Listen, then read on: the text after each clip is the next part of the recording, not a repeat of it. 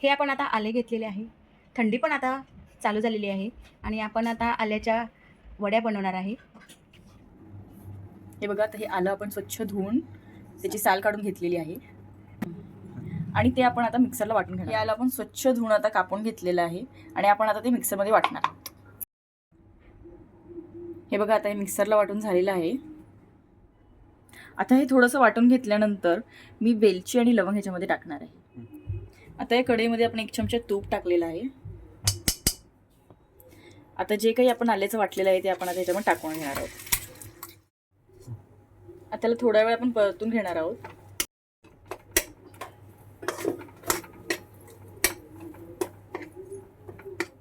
आता 2 मिनिटं मी हलवून घेतलेलं आहे आणि आता ह्याच्यामध्ये मी साखर घालणार आहे. पाव किलोला आपण एवढी 1 वाटी साखर घातलेली आहे.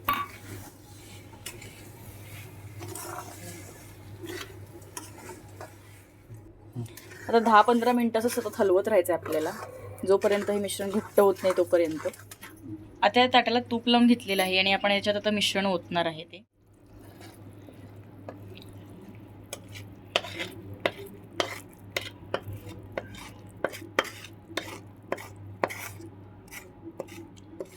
आता हे या ताटात आता मी पसरवून घेतलेलं आहे.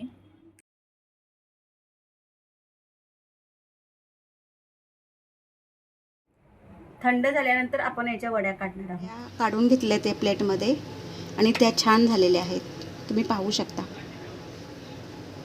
मी एक तुम्हाला तोडून दाखवते, किती छान आणि खुसखुशीत झालेले आहेत.